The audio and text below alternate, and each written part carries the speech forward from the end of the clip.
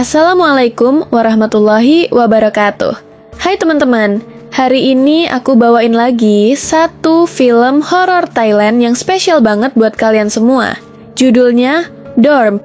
Tapi ini bukan horor biasa loh. Ini tentang kisah persahabatan antara manusia dan hantu. Bukan cuma seram, tapi juga mengharukan. Tapi sebelum kita mulai ceritanya, boleh dong aku minta dukungannya dulu. Klik like, subscribe, dan jangan lupa nyalain lonceng notifikasinya biar kalian gak ketinggalan cerita-cerita horor seru dan menyentuh lainnya dari aku. Yuk, langsung kita mulai.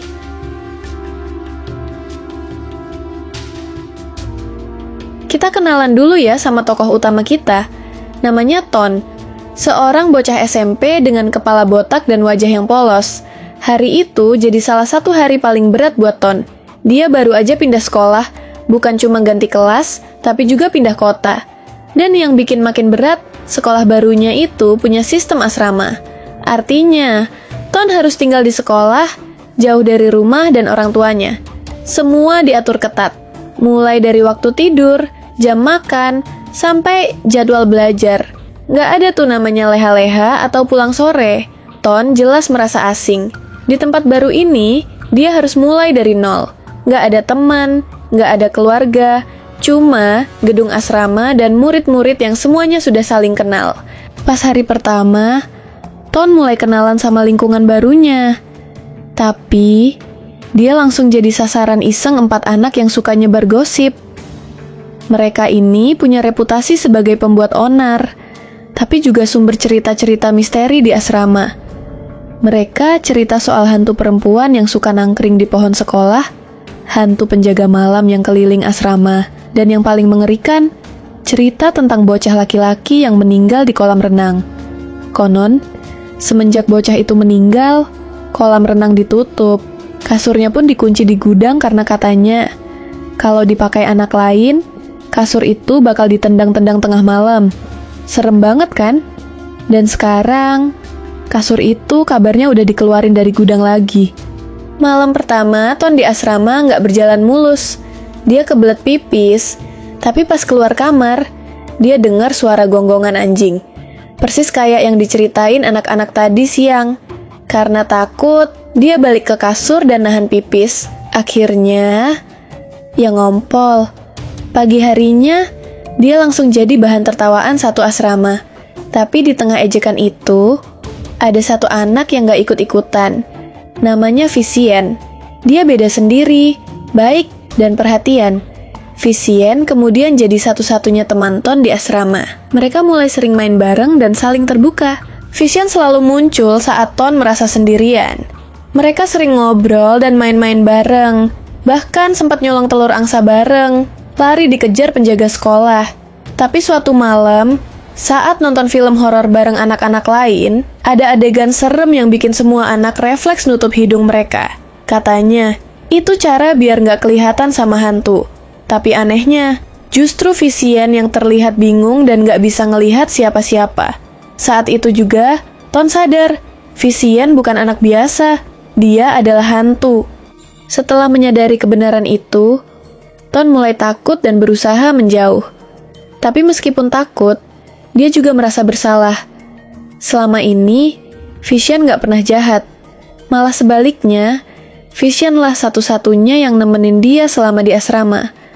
Rasa takut mulai digantikan oleh rasa kasihan dan kepedulian.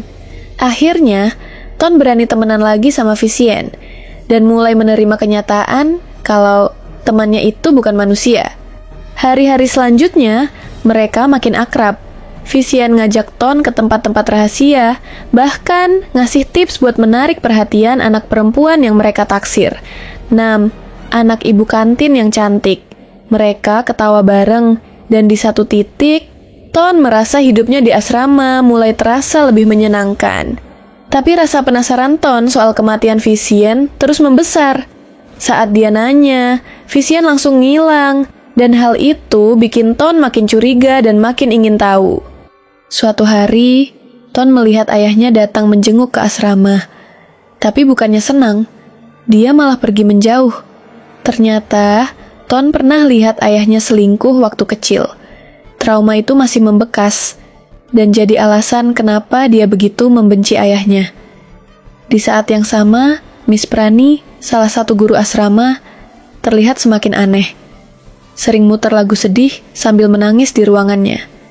Ada rahasia besar yang seolah terhubung dengan semua ini. Ton gak sengaja nemu koran lama di tempat persembunyian Vicien. Di sana, dia baca berita soal ayah Vicien yang seorang polisi dan dipecat karena kasus korupsi. Ternyata Miss Prani selama ini mencoba nutupin berita itu agar nggak menyakiti perasaan Vicien.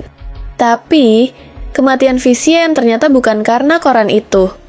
Malam kejadian, Vicien dan teman-temannya main di kolam renang. Ada yang pura-pura tenggelam, dan Vicien ikut-ikutan. Tapi apes, kakinya kram. Dan waktu semua murid udah balik ke asrama, Vicien tenggelam sendirian, tanpa ada yang nolong. Sejak saat itu, arwah Vicien gak pernah tenang.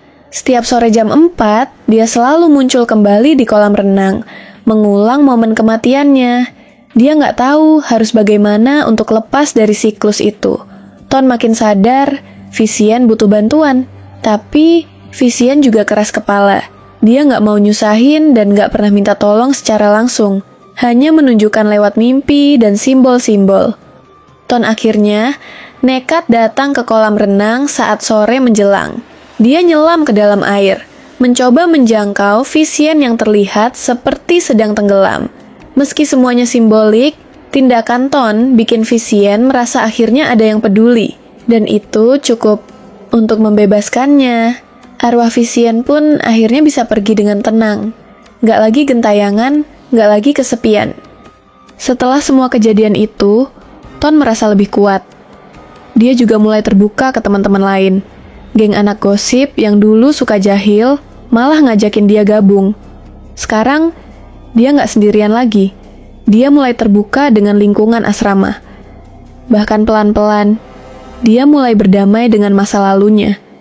Termasuk soal ayahnya. Prosesnya nggak gampang, tapi Ton mulai belajar memaafkan. Sebelum benar-benar pergi, Vicien sempat nitip pesan buat Miss Prani. Pesannya sederhana, tapi menyentuh. Jangan terus merasa bersalah, tolong terus jaga anak-anak di asrama ini. Miss Prani yang selama ini dihantui rasa bersalah pun akhirnya bisa bernapas lega. Meski Vicien udah nggak ada, kenangannya tetap hidup di hati Ton. Kadang Ton masih suka senyum sendiri kalau lewat kolam renang atau lihat kasur lamanya. Ada kehangatan tersendiri saat dia ingat semua momen yang udah dilalui bareng Vicien.